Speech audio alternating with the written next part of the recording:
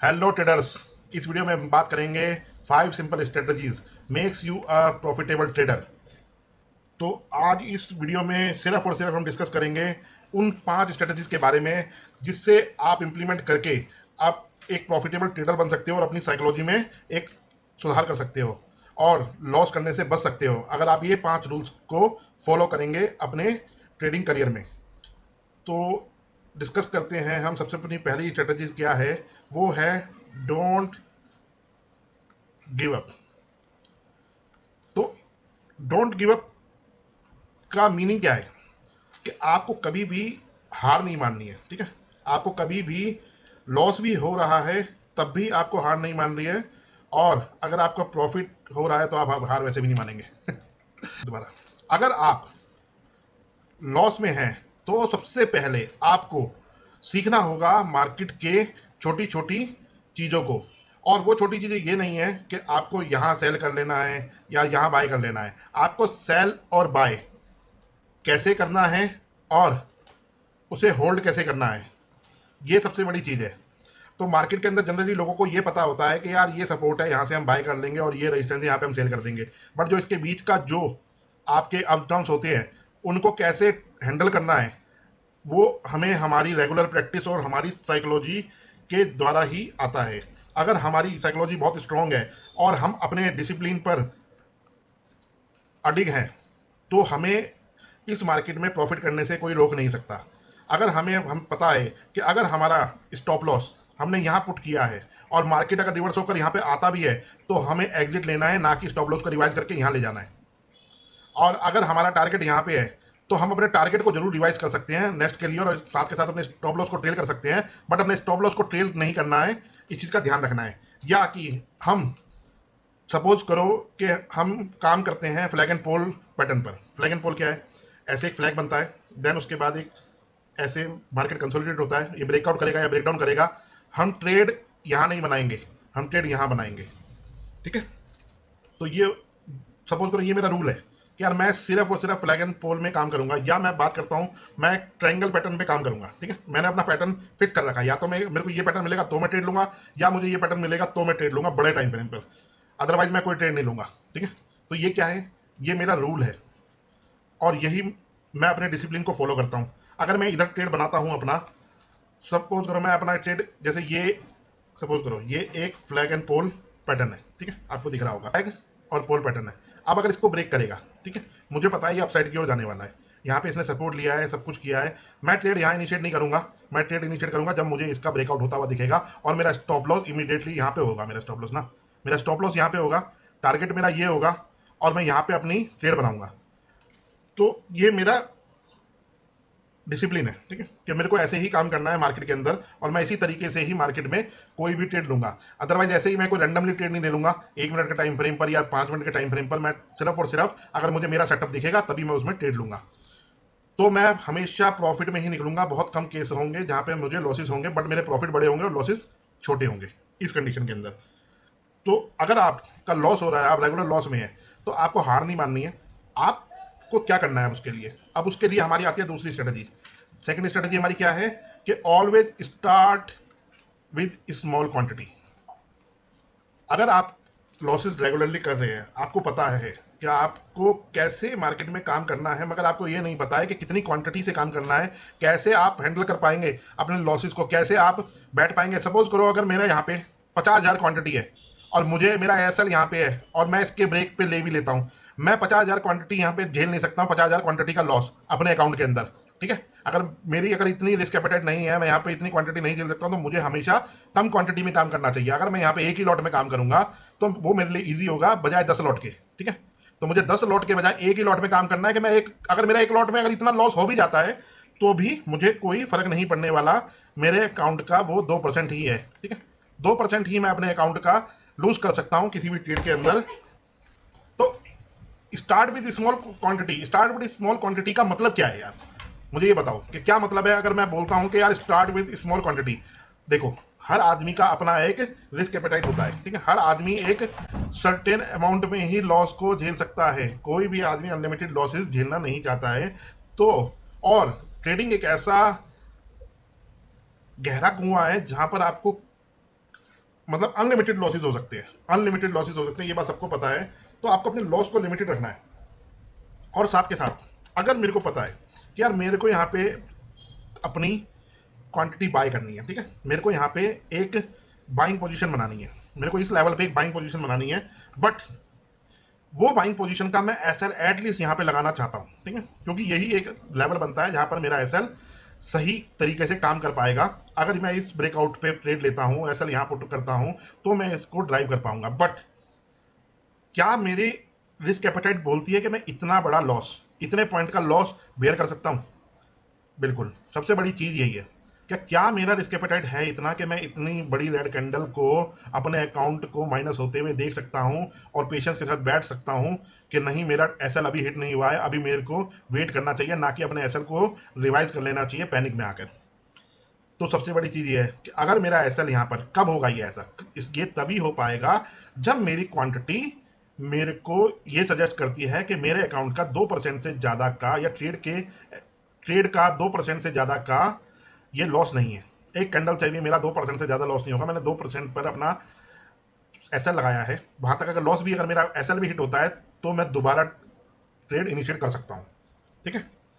मैं इस लेवल पर सपोज करो 1 लाख क्वांटिटी बाय कर ली मैंने, ठीक है, और मेरे अकाउंट की और मेरी इतनी क्षमता ही नहीं है कि मैं खरीद तो सकता हूं, मगर अगर वो रिवर्स हुआ तो मैं उससे रख नहीं पाऊंगा।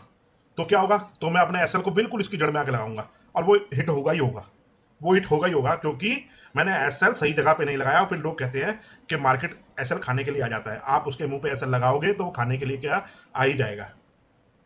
तो अगर मैं यहाँ पे 50 क्वांटिटी बाय करता हूँ तो मेरा एसएल यहाँ पर भी आ सकता है, ठीक है। अगर हम एक बार में, सबसे बड़ी दिक्कत क्या है कि हम एक बार में बहुत अमीर बनना चाहते हैं, बहुत पैसे वाले बनना चाहते हैं, इसलिए कभी मार्केट से पैसा कमा ही नहीं पाते हैं। कभी इस मार्केट से हम पैसा ही नहीं कमा पाते हैं क्योंकि हमें एक बार में बहुत पैसा कमाना, या हमारे पास में कैपिटल की शॉर्टेज है, ठीक है, हमारे पास कैपिटल की शॉर्टेज है। और उस कैपिटल की शॉर्टेज के अंदर हमारे दिल में एक डर बना हुआ है कि यार मेरा एसएल चला जाएगा, ठीक है।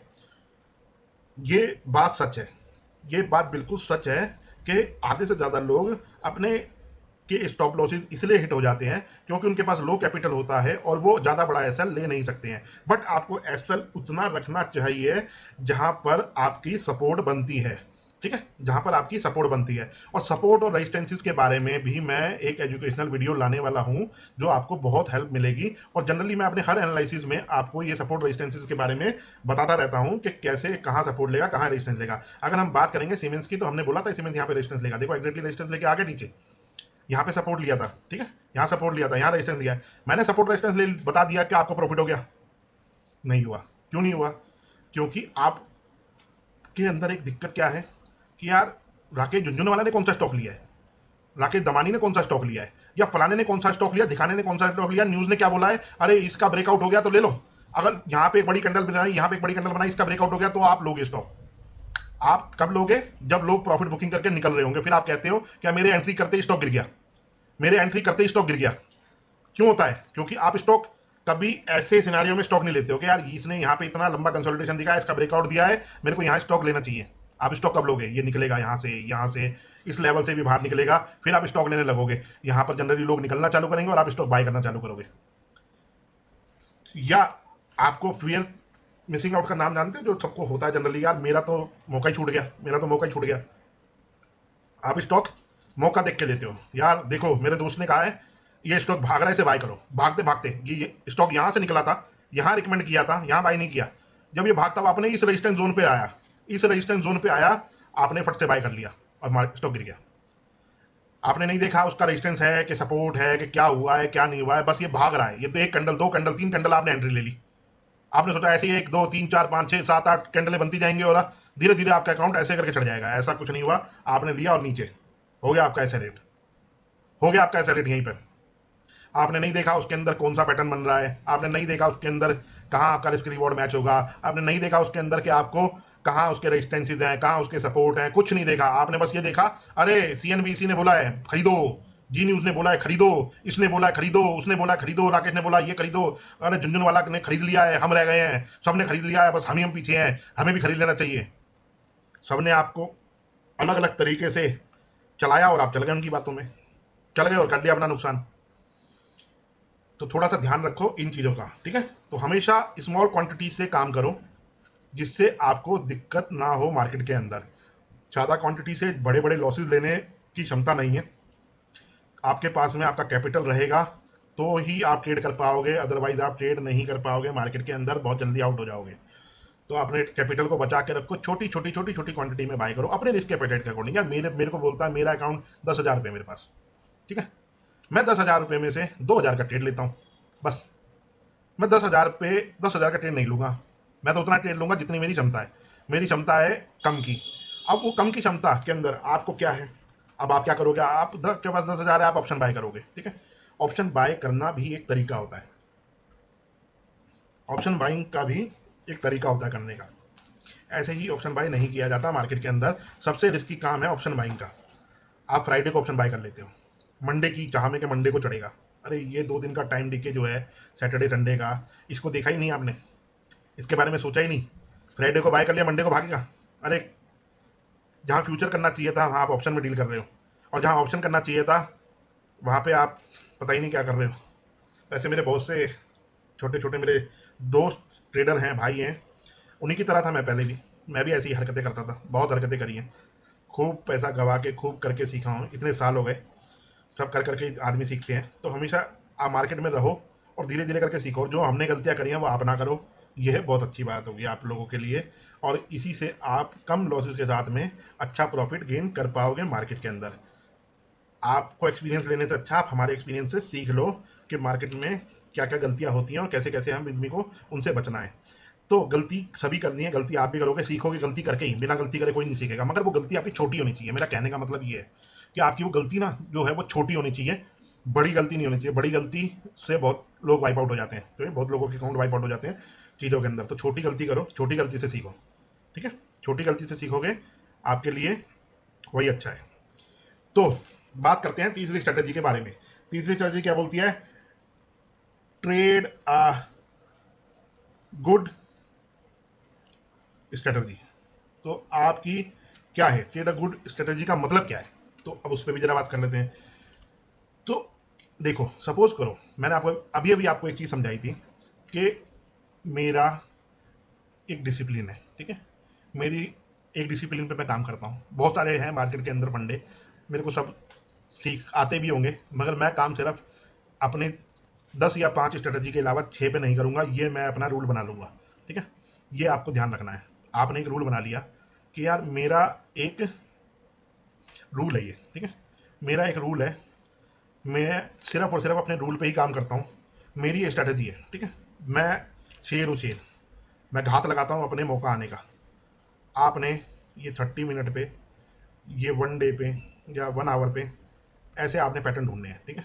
30 मिनट पे, 1 आवर पे, डेली पे, वीकली पे, आपको ये पैटर्न ढूंढने हैं, ठीक है। छोटे टाइम फ्रेम के पैटर्न नहीं, आपने बोला 1 मिनट पे ढूंढा, 5 मिनट पे ढूंढा, काम के नहीं होते हैं ये सब। ये 1 मिनट 5 मिनट के टाइम फ्रेम के पैटर्न किसी काम के नहीं होते हैं। पैटर्न सिर्फ और सिर्फ बड़े टाइम फ्रेम का होता है। बड़ा टाइम फ्रेम ही डिसाइड करता है कि स्टॉक कैसा है और कैसा नहीं है, ठीक है। तो बड़े टाइम फ्रेम पे मैंने ढूंढ लिया, मैं इस फ्लैग और पोल पैटर्न पे ही काम करूंगा, या मैं इस ट्रायंगल पैटर्न पे काम करूंगा। असेंडिंग और डिसेंडिंग कैसा भी ट्रायंगल होता है मैं उस पर काम करूंगा। जिसका ब्रेकआउट होता है तभी मैं ट्रेड लूंगा, अदरवाइज मैं कोई ट्रेड नहीं लूंगा, कोई ट्रेड नहीं लूंगा मैं। इसका ब्रेकआउट होगा ट्रेड ले लूंगा, इसका ब्रेकडाउन होगा तो ट्रेड ले लूंगा। मगर उससे पहले उससे पहले मैं क्या देखूंगा मार्केट के अंदर, अब वो भी जरा समझो। इसी स्टॉक के बारे में ही जरा बात कर लेते हैं। इसी स्टॉक के अंदर देखो, 5 मिनट का टाइम फ्रेम ये है, ठीक है। अब आपको 1 मिनट का टाइम फ्रेम दिखाता हूँ। कुछ समझ में आ रहा है आपके, मेरे तो कुछ समझ में नहीं आ रहा, आपके समझ में आ रहा होगा, अच्छी बात है। 1 मिनट का टाइम फ्रेम तो हम किसी काम का ट्रेडिंग करने के लिए होता ही नहीं है। एंट्री जरूर कर सकते हो आप बड़े टाइम फ्रेम से। सबसे पहले चेक करो उसका monthly time frame. Monthly time frame बोलता क्या है स्टॉक का। देखो, ये एक ट्रेंडिंग स्टॉक है, हमेशा से अप ट्रेंड में रहा है, हमेशा से अप ट्रेंड में रहा है। और एक चीज़ का ध्यान रखो, ये क्या है, ये है 100 डे मूविंग एवरेज एक्सपोनेंशियल, ये है 200 डे मूविंग एवरेज एक्सपोनेंशियल, ठीक है। और ये 20 डेज मूविंग एवरेज है, ठीक है। 20 डेज का हम जब डेली ट्रेड करते हैं, तब हम ट्रेडिंग करते हैं, तब उस वक्त हमें थोड़ा सा हेल्प करती है। बाकी जो आपको ट्रेड इनिशिएट कहाँ करना है वो आपको 100, 200 और 400 मूविंग डे एवरेज ही बताती है कि आपको ट्रेड कहाँ लेना चाहिए। देखो 100 डे मूविंग एवरेज से बाउंस हुआ, मंथली पे 100 डे मूविंग एवरेज से बाउंस हुआ, 100 डे से ही बाउंस हुआ, 100 डे से ही बाउंस हुआ। जब भी ये 100 डे मूविंग एवरेज पे आएगा आपको एक बहुत बढ़िया रिटर्न देखने को मिलेगा इस स्टॉक के अंदर, ठीक है। ऐसे बहुत सारे स्टॉक हैं जो हमेशा यहीं आके या यहाँ नीचे आके यहाँ आके बाउंस होते हैं, तो वो भी हम जरा देखते हैं, ठीक है। ये आपने देखा। अब बात करते हैं इसके वीकली टाइम फ्रेम की। अब देखो इसका weekly time frame, weekly time frame पे क्या समझ में आ रहा है आपके कि ये वीकली टाइम फ्रेम पे अगर हम बात करें, ये कोरोना का पैनिक था, ठीक है, पैनिक सेलिंग था, यहाँ पे सेलिंग आया था, उसके बाद ये यहाँ से बाउंस हुआ और निकला तो ये एक अप ट्रेंड में चला गया। फिर उसके बाद ये इस वीकली टाइम फ्रेम पे देखो इस लेवल से बाउंस हुआ, ठीक है, तो ये गया यहाँ पे। फिर उसके बाद ये इसी 200 डे मूविंग एवरेज, एक बार ये नीचे आया था तब हमें सिर्फ सेलिंग और सेलिंग ही ढूंढना था, जब ये यहाँ से नीचे की तरफ आया था। जब ये इसके ऊपर निकल गया तो समझ लो ये बुलिश हो गया। इस लेवल पे फिर आया 200 डे मूविंग एवरेज पर, वीकली के टाइम फ्रेम पर 200 डे पे फिर इसने बाउंस दिया, 200 डे मूविंग एवरेज और फिर बाउंस दिया, 100 डे मूविंग एवरेज और फिर बाउंस दिया, ठीक है। तो ये कई सारे तरीके हैं जो आपको दिख रहे होंगे कि हमें स्टॉक कहाँ बाय करना चाहिए, तो ये चीज़ें वो बताती हैं। आप अब ये 100 डे 200 डे मूविंग एवरेज छोटे टाइम फ्रेम पर देखोगे तो आपको कोई पिक्चर क्लियर नहीं हो पाएगा। तो अब आप देखो 20 डे मूविंग एवरेज क्या बता रहा है, सपोर्ट मिला है 20 डे पे, 20 डे पे सपोर्ट मिला है, तो ये 20 डे मूविंग एवरेज को ही रेस्पेक्ट करके ऊपर की तरफ जा रहा है, ठीक है। इसके अंदर 20 डे मूविंग एवरेज को ही रेस्पेक्ट करके अपसाइड की ओर बढ़ रहा है ये स्टॉक वीकली के टाइम फ्रेम पर, ठीक है। अब बात करते हैं डेली पे, डेली पे क्या समझ में आ रहा है, डेली पे भी आपको बहुत अच्छा पैटर्न देखने को मिलेगा, बहुत अच्छे। मैं आपको देखो बहुत ये सालों के एक्सपीरियंस के बाद सीखा है, आप सीख लो फ्री में, बहुत अच्छी बात है, ठीक है। आपको समझ में आ जाएगा कहानी का क्या है क्या नहीं है। 20 डेज से बाउंस, 20 डेज से बाउंस, 100 से बाउंस, 100 से बाउंस, 200 पे ये कभी आया ही नहीं डेली के टाइम फ्रेम पर। इस लेवल पर आया था, इसके बाद में ये सिर्फ और सिर्फ इसी पे बाउंस ले लेके आ रहा है। जब भी इस पे आता है इसे बाउंस मिलता है एक नया हाई बन जाता है, बाउंस मिलता है एक नया हाई बन जाता है, ठीक है, बाउंस मिलता है एक नया हाई बन जाता है। तो इन चीज़ों का ध्यान रखना है आपको, ठीक है। आपको स्टॉक यहाँ बाय करते हो, आप यहाँ बाय करते हो, कहते हो मैं घुसा है गिर गया, यहाँ बाय करते हो, यहाँ बाय करते हो, मैं घुसा गिर गया, ऐसा नहीं होता है। ऐसे स्टॉक्स नहीं चलते हैं, स्टॉक्स चलते हैं तरीके से, वो तरीके आपको समझने पड़ेंगे क्या है वो तरीके, ठीक है। तो इसका ध्यान रखना आप, जो मैंने आपको समझा दिया इसमें।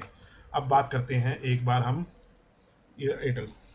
अब चौथी स्ट्रेटजी के बारे में बात करने से पहले मैं आपको बता दूं, एयरटेल का स्टॉक का आपने अगर एनालाइज नहीं देखा है तो उसका लिंक आपको मिल जाएगा डिस्क्रिप्शन पे और एंड स्क्रीन पे, आप जाके देखना। हमने ये स्टॉक रिकमेंड किया था बहुत 570 के लेवल से ही हमने रिकमेंडेशन कर दिया था, 570 के लेवल से जब ये गिर रहा था तभी हमने कहा था ये बहुत अपसाइड की और बहुत स्कोप है इस स्टॉक में जाने के लिए, और समझाया भी था क्या है बिजनेस एयरटेल का और कैसे काम करता है एयरटेल, इंडस टावर, आइडिया, सबके सब स्टॉक के बारे में। अगर आपने नहीं देखा है तो देख लो। अभी हमने रिसेंटली भी आपको बताया था कि एयरटेल एक बुलिश स्टॉक है और एयरटेल एक नया हाई लगा सकता है। आज उसने अपना एक नया हाई लगा भी दिया है और 3% की तेजी है। जब इस स्टॉक ने यहाँ पे हाई लगाया था, अगर आप न्यूज़ में सुनते भी होगे तो आपने सुना होगा कि जब ये स्टॉक यहाँ पे गिरने लगा था और लोगों ने ये कहा था अब ये गूगल इनको फंडिंग प्रोवाइड नहीं करेगा, गूगल इनको फंड प्रोवाइड नहीं करेगा, और अब इनकी गूगल से जो भी मीटिंग चल रही थी वो उसका कोई सोल्यूशन नहीं निकला है और लोगों ने कहा बेच दो, अब ये स्टॉक वापस नीचे की तरफ जाने लगेगा। हमने कहा था नहीं मत बेचना, ये स्टॉक बुलिश है। ये न्यूज़ वाले तो होते ही पैसा खाऊ न्यूज़ वाले हैं, इनकी बातों में आना मत। यहाँ पे एक ट्रेंड लाइन बनाओ, इसको सपोर्ट है इस लेवल का, यहाँ पे सपोर्ट मिल रहा है बार बार, और इस ट्रेंड लाइन को रेस्पेक्ट भी कर रहा है ये, ठीक है। ट्रेंड लाइन तो ये ट्रेंड लाइन तो बाद में आई थी, उसके बाद आई थी ये तो ट्रेंड लाइन, बट ये इधर सपोर्ट था इसका। जब इसको ब्रेक करेगा एक नया हाई बना देगा, इसको ब्रेक किया इसने नया हाई बना दिया। फिर ये यहाँ पर गिर रहा था, यहाँ पर इसको बार रेजिस्टेंस मिल रहा था। हमने बोला था इस स्टॉक के अंदर एक बहुत अच्छा वो है कि एक नया हाई बना सकता है, 700 के लेवल तक भी जा सकता है ये स्टॉक। तो इसको मैं कैसे काम करना है, आप स्ट्रेन लाइन के नीचे अपना सेल लगाओ और इजीली इसके अंदर अपना पोजीशन बनाओ और अच्छे टारगेट अचीव कर सकते हो इस स्टॉक के अंदर। आपने नहीं देखा तो देख लेना, आपको हेल्प मिलेगी सोचने में और समझने में कि कैसे काम करते हैं। हमारे कई एनालिसिस वीडियो हैं, हम डेली शेयर करते रहते हैं। आप सब स्टॉक उठा के देखो, जो हमने एनालाइज किए वो देखो, चार्ट से मैच करो, आपको प्रत्यक्ष को प्रमाण की जरूरत नहीं होती, ठीक है।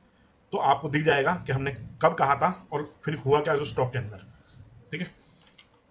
चलो बात करते हैं हमारी चौथी स्ट्रेटजी के बारे में। तो चौथी स्ट्रेटजी क्या है, ट्रैक योर रिजल्ट। अब देखो ट्रैक योर रिजल्ट का मतलब क्या है, आपने मार्केट में हो, आप अपने पिछले 6 महीने का, जब से मार्केट में तब से 6 महीने का, 1 महीने का, 1 साल का या 3 साल का या 5 साल का, जब भी हो देखो आपने क्या प्रॉफिट कमाया है, चेक करो उसको, रेगुलर वॉच करो उसको, इंप्रूवमेंट देखो अपने अंदर। अगर इंप्रूवमेंट नहीं हो रही तो ट्रेडिंग छोड़ दो, मैं तो ये कहता हूँ ट्रेडिंग छोड़ दो अगर आपको इंप्रूवमेंट नहीं दिख रही है तो, क्योंकि आप सीखना नहीं चाहते हो, सिर्फ लूज करना जानते हो और लॉस करते आ रहे हो और सीखने की ओर आज भी ध्यान नहीं दे रहे हो, आज भी अपनी साइकोलॉजी में सुधार नहीं ला रहे हो, आज भी आप यही सोच रहे हो कि टिप्स प्रोवाइडर कोई मिल जाए बढ़िया सा ना, तो ज़िंदगी बन जाए। कोई टिप्स बता दे बस कि ये स्टॉक जाने वाला है। मैं एक बार बस अमीर बनना चाहता हूँ। आप ये सोच रहे हो, मगर अपनी साइकोलॉजी को ठीक करने के लिए कुछ नहीं कर रहे हो। तो आपको ध्यान रखना है कि आपको सबसे पहले मार्केट को, चार्ट को, सब चीज़ को सीखना पड़ेगा, नहीं तो लॉस पे लॉसेस बढ़ते जाएंगे और कोई फ़ायदा नहीं है आपका ट्रेडिंग में करने का, या ट्रेडिंग में आके बैठने का, या ट्रेडिंग को गाली देने का कि यार शेयर मार्केट में कोई पैसा नहीं कमाता।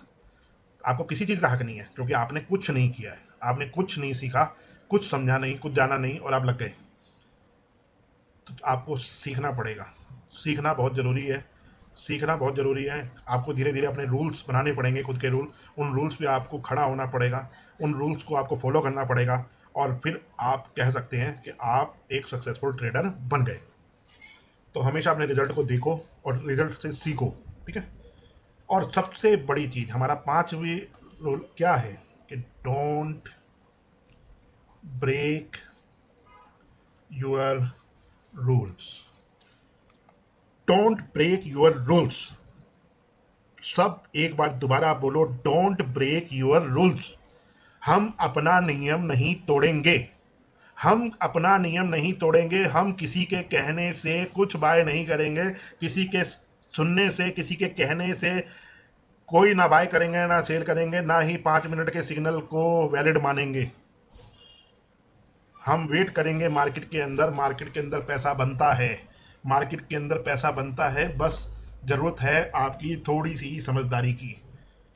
क्या मैं क्या मैं इस स्टॉक के अंदर यहाँ एंट्री ले लेता छोटी छोटी कैंडलों पे, तो क्या मैं इस स्टॉक को होल्ड कर पाता? नहीं कर पाता। मैंने यहाँ ट्रेंड लाइन बनाई, 15 मिनट का टाइम फ्रेम देखा, 5 मिनट का नहीं, 15 मिनट का। 5 मिनट में तो पता नहीं, 15 मिनट में इतनी छोटी कैंडल है, तो 5 मिनट में कितनी छोटी कैंडल है, ये समझ लो, ठीक है। 15 मिनट वेट किया, ट्रेंड लाइन टूटी, फिर भी 15 मिनट वेट किया, टूटने के बाद भी स्टॉक 15 मिनट में यहाँ नहीं पहुंचा है, 15 मिनट की कैंडल में यहाँ पहुंचा है। इसके बाद इतना स्कोप था इस स्टॉक के अंदर मेरे पास लेने के लिए, ये ही मैं ले पाऊंगा, ये ही मैं ले पाऊंगा, या इससे पहले भी निकल जाऊंगा, मगर लॉस नहीं करूंगा, क्योंकि कन्फर्मेशन है मेरे पास। ट्रेंड लाइन टूटा है, 15 मिनट यहाँ पे वेट किया है, मेरा एसएल इसके नीचे लगा हुआ है, और मैंने यहाँ पे बाइंग इनिशिएट कर दिया। मैंने एसएल लगाया, इस पे बाइंग इनिशिएट किया। अब ये रिवर्स भी होता है, मेरा एसएल भी हिट होता है, तो कोई बात नहीं, हो जाने दो हिट, हो जाने दो हिट एसएल। मगर मैंने अपना रूल नहीं तोड़ा, मेरा रूल यही था, मेरा रूल था मैं अपना एसएल यहाँ लगाऊंगा, यहाँ बाय करूंगा, और कम क्वांटिटी में बाय करूंगा, जितनी मेरी रिस्क एपेटाइट होगी उतनी बाय करूंगा, ना कि यहाँ पे अपना पूरा का पूरा पैसा झोंक दूंगा। कम क्वांटिटी बाय करूंगा, यहाँ एसएल लगाऊंगा, शांति से बैठूंगा, पेशेंस रखूंगा। गिरेगा या तो एसएल हिट हो जाएगा या टारगेट हिट हो जाएगा। आपका टारगेट है इस लेवल का, ना कि इसका। नया हाई भले ही लग सकता है, हमने बोला था नया हाई लग सकता है, मगर क्यों? आप अपना एसएल यहाँ पे ट्रिल कर दोगे, ठीक है, इस लेवल तक आप अपना एसएल लेके जाओगे, भले ही वो एसएल हिट हो जाए। नहीं सॉरी, आप यहाँ पे अपना एसएल मतलब यहाँ तक ट्रेल करोगे, भले ही वहाँ पे आके अगर आपका एसएल हिट होता है तो आपको कुछ पैसा तो मिला, लॉस तो नहीं कर लिया आपने। कोई आज तक 5 समंदर की गहराई और आकाश की उसको ना पाया है क्या? ठीक है, कोई नहीं ना पाया ना, कोई आज तक नहीं ना पाया कि भैया समंदर कितना गहरा और आकाश के अंदर कितनी गहराई है, कोई नहीं ना पाया, ठीक है। तो ये कहाँ जाएगा किसी को नहीं पता है। टॉप बॉटम कैच कोई नहीं कर सकता है। टॉप और बॉटम कैच करने लग गए ना जिस दिन, बस समझ लेना बर्बादी की शुरुआत हो चुकी है। तो टॉप और बॉटम कोई कैच नहीं कर सकता। 7,500 पे किसी को नहीं पता था निफ्टी का बॉटम बन जाएगा, और आज 17,500 पे भी किसी को नहीं पता कि क्या यही टॉप है।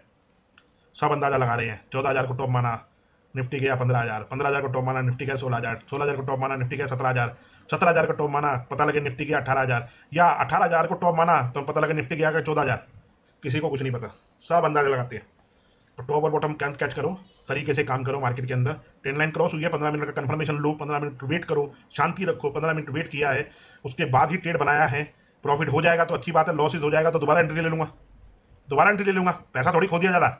कम क्वांटिटी बाय करी थी, पहला रूल था मेरा, और एसएल सही जगह पे लगाया था, एसएल को रिवाइज करके नीचे नहीं लेके आया था, सब कुछ सही किया था। मैंने अपने डिसिप्लिन को फॉलो किया है, ठीक है, मैंने अपने डिसिप्लिन को, अपने रूल्स को फॉलो किया है। मेरे को लॉस नहीं होगा, बात खत्म। अगर हो भी जाएगा तो इतना बड़ा नहीं होगा कि मैं बर्बाद हो जाऊं। मैं दोबारा एंट्री लूंगा, हिट हो जाएगा दोबारा एंट्री लूंगा, फिर अपने रूल्स पे आऊंगा, फिर देखूंगा यार ये ट्रेंगल पैटर्न बन गया है, ट्रेंगल पैटर्न का ब्रेकआउट होगा तो ले लूंगा। ये देखो ये ट्रेंगल पैटर्न बन गया है, ट्रेंगल का ब्रेकआउट हुआ, 15 मिनट कन्फर्मेशन आया, ले लिया। जितना मिल जाएगा मिल जाएगा। यहाँ पे अपना पता है कि यहाँ पे पहले रेजिस्टेंस आया था, यहाँ पहले रेजिस्टेंस था, अब ये सपोर्ट की तरह एक्ट करेगा, इसको निकल गया है तो, और यही हुआ है। ये रेजिस्टेंस ये रेजिस्टेंस आया है, इस पे सपोर्ट लिया है, फिर अप साइड क्यों गया है, नीचे तो नहीं आया ना। तो मैंने अपने रूल्स ब्रेक नहीं किए, अपने रूल्स पे काम किया है और अपने तरीके से चला हूं, तो मुझे लॉसेस नहीं होंगे। चलो, अगर वीडियो अच्छा लगा हो तो लाइक कर देना, चैनल को सब्सक्राइब कर देना, साथ में दिए गए डिस्क्रिप्शन बॉक्स में सभी सोशल मीडिया लिंक्स हैं, Telegram, Facebook, WhatsApp, Instagram, Discord, सब चीज़ के लिंक है, आके ज्वाइन करो, मिलकर एक परिवार बनते हैं और कुछ बड़ा करते हैं। और नेक्स्ट एजुकेशनल वीडियो जल्दी लेके आऊँगा इसी सीरीज के अंदर। Thank you very much. Subscribe now and press the bell icon. Never miss an update.